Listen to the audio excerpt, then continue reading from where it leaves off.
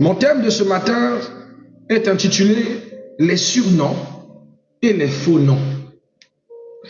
C'est le quotidien aujourd'hui de beaucoup de gens de porter des noms, des sobriquets, des titrologies. Surtout quand vous venez sur TikTok, sur Facebook, sur WhatsApp, il y a même des gens qui ont commencé à t'appeler par un sobriquet, un faux nom que tu t'étais donné. Moi, je m'en souviens dans ma jeunesse, on avait l'habitude de se présenter pas avec le nom que nous avons. Pas toujours par complexe, mais souvent on sentait que notre prénom était trop banal. Vous savez, lorsque vous êtes né avec des parents un peu trop sérieux qui t'appellent par exemple Géraldine, ça fait trop grande dame quoi. Vous avez des parents trop sérieux qui vous appellent Georges. Voilà, maintenant, chez nous ça pesait trop. Ça pesait trop. Et c'est comme ça que quand je me présentais auprès des filles que j'abordais, je préférais utiliser Marc-Antoine. Ou des fois, je me présentais comme Brian. Ou O'Brien. Parce que je trouvais que mes prénoms faisaient entre vieux jeux. Parce que je ne mettais pas aussi en valeur mes anciens prénoms. En fait, mon prénom le plus court, Chris. Alors, je ne me voyais pas rencontrer une sœur ou une belle dame pour lui dire « Bonjour, mon nom c'est Anicette. » Ah, il y a Anicette. Donc vous-même imaginez des vieux noms comme ça. Voilà. Et c'était un petit complexe. Et c'est le complexe que beaucoup de personnes qui ont été de ma génération des années 80 ont vécu.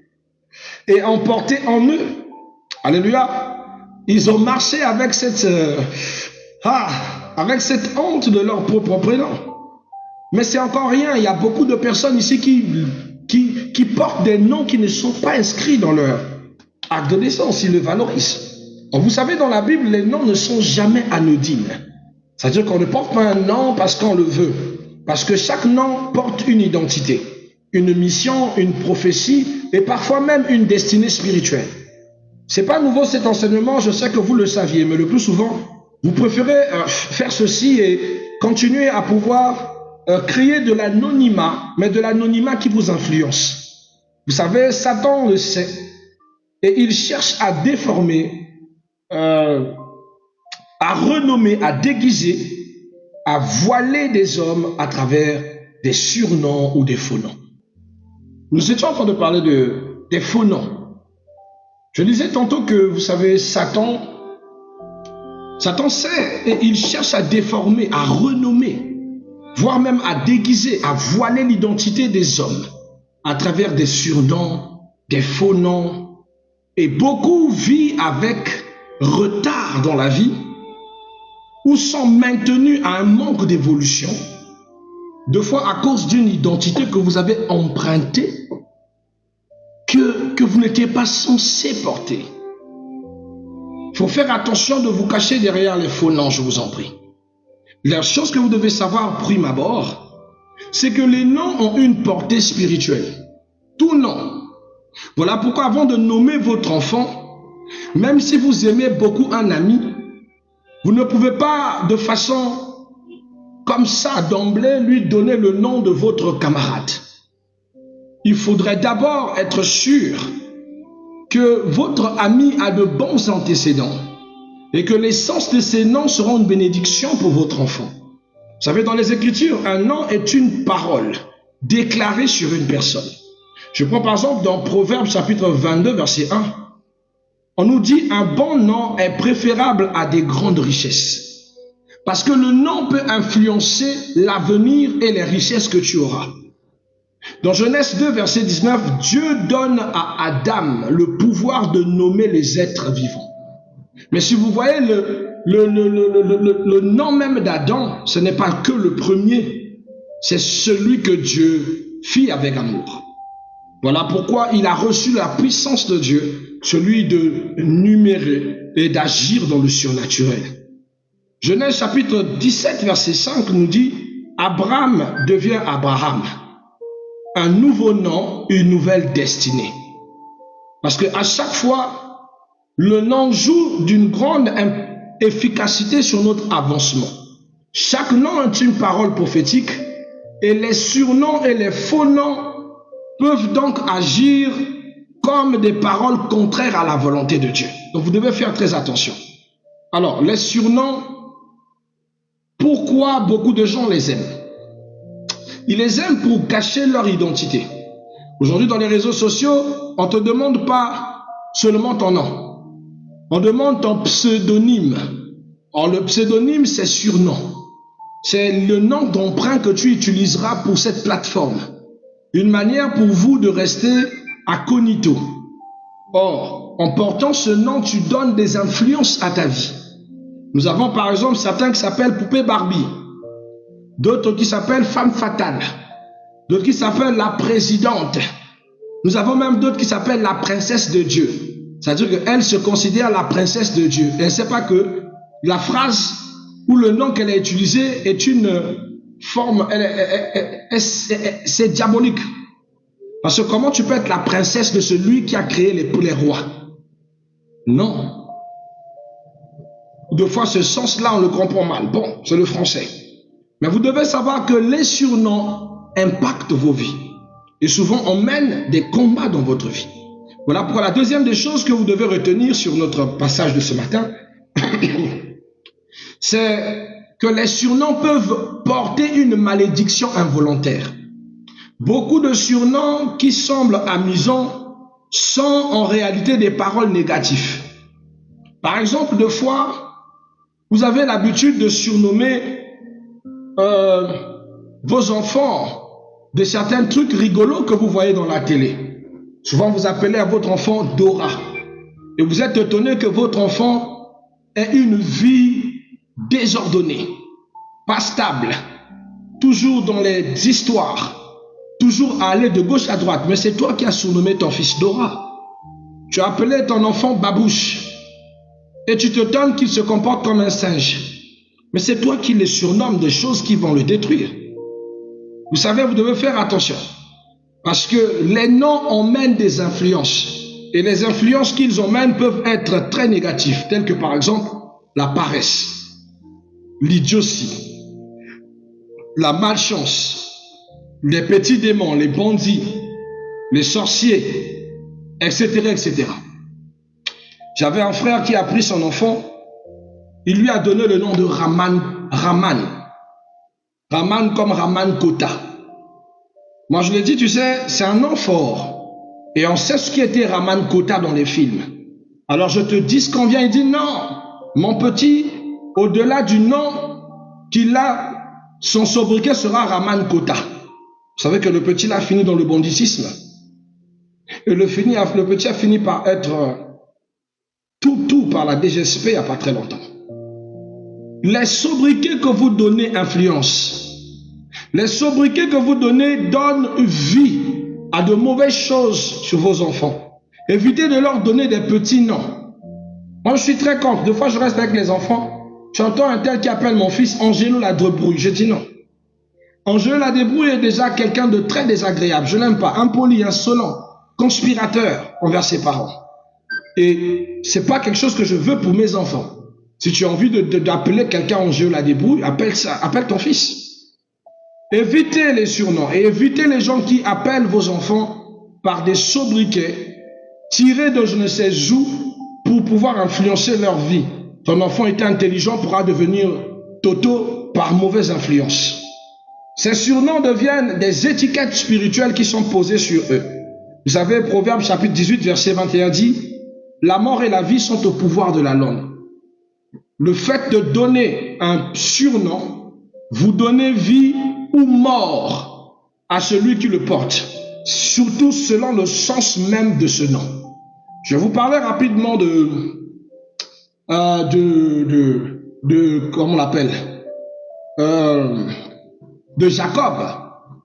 Jacob, lorsque enfin Rachel met au monde son deuxième fils, avant de mourir, Rachel dit, on appellera cet enfant Ben-Oni.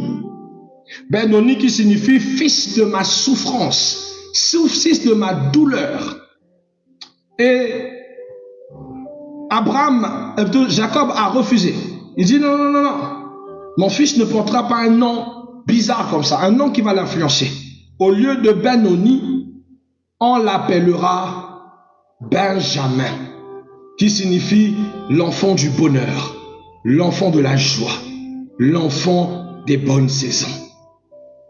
C'est comme ça que Jacob a sauvé la destinée de Benjamin, qui était censé porter un nom malheureux, tel que ça a été le cas de Jéhibeth dans la parole. Je veux dire à quelqu'un, faites attention. Là, il s'agit du nom, mais combien à plus forte raison des surnoms? Ça impacte, je dis énormément, ça impacte les faux noms. Donc faites attention à ça. Oh non, moi j'aime bien m'appeler comme ça. Moi je me sens Sandra. Moi je m'appelle Sandra. Tu connais la vie des Sandra? Moi je me sens Ginger. Tu connais la vie des Ginger? Faut faire très très attention. Ça va t'influencer. Et toi-même tu ne vas pas comprendre pourquoi tu es passé de très bonnes sœurs dans le Seigneur à une sorte de sœur prostituée, parce que toi-même tu portes des sobriquets de prostituée. Troisième des choses, les faux noms ont une stratégie de déformation d'identité. Dans la Bible, les faux noms apparaissent souvent pour détourner de la gloire de Dieu, dissimuler une mauvaise intention, conduire les gens dans la confusion. Ils sont souvent utilisés pour semer les gens, les pousser dans une forme de confusion, dans une forme d'éperdument. Ce n'est pas ce que Dieu veut. Vous savez, dans Daniel chapitre 1, verset 7, les jeunes Hébreux reçoivent des noms babyloniens. Ça, c'est les noms qu'on a donnés à Daniel, à Shadrach et à Meshach et à Abednego. Ce n'est pas leur vrai nom. Ce n'est pas du tout leur vrai nom. Nous avons Belchatar, Shadrach, Meshach et Abednego. Belchatar était le nom de Daniel. C'était le nom qu'on leur avait donné chez les Babyloniens. Shadrach était aussi un nom d'emprunt. Meshach aussi.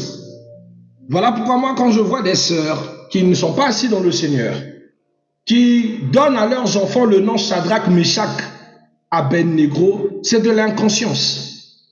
Ce sont des noms babyloniens. Ce sont des noms qui n'ont rien à voir avec le peuple juif. On les a imposés ces noms, des noms de divinités babyloniennes. Peut-être que vous ne saviez pas. Donc tu donnes à ton enfant Shadrach, c'est un bandit, c'est un fils problématique, Meshach, un koulouna, et tu ne sais pas pourquoi. Abednego, un aduleur de femmes. Or, c'est le nom que vous lui avez donné qui l'influence. Prenez le temps de connaître le sens du nom que vous donnez à vos enfants. C'est important, mes bien-aimés, car un faux nom peut être une tentative de déconnecter quelqu'un de sa présence. Et c'était le but de Nabuchodonosor. Quand il est arrivé, il a pris des jeunes gens, qu'il a donné des noms, afin que ces noms leur sortent de la destinée de leur Dieu. C'était une manière de pouvoir couper quelques connexions puissantes que Daniel et ses frères avaient avec Dieu. Quand vous arrivez quelque part et qu'on vous donne un nom de mauvaise signification, bien aimé, on veut ternir ta spiritualité dans les profondeurs. Parce qu'un nom stratégiquement te dévalue. Te dévalue. Alors faites très attention. Tu arrives dans un milieu, on t'appelle la casse-tête. Et toi tu dis, d'accord, c'est un sobriquet, la casse-tête c'est mon sobriquet. C'est comme ça que tu deviens une casse-tête. Personne ne te supporte.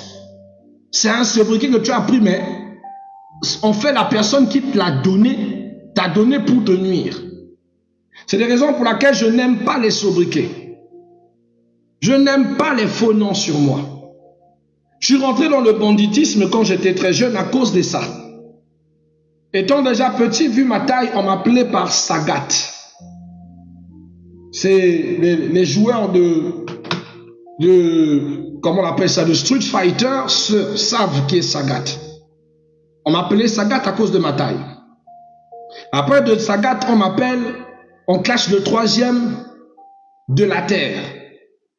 Un acteur, c'était en seconde, de la terre. Un acteur de film qui passait souvent sur un Hollywood et qui faisait des assassinats. En classe de sixième, on m'appelle Zagor.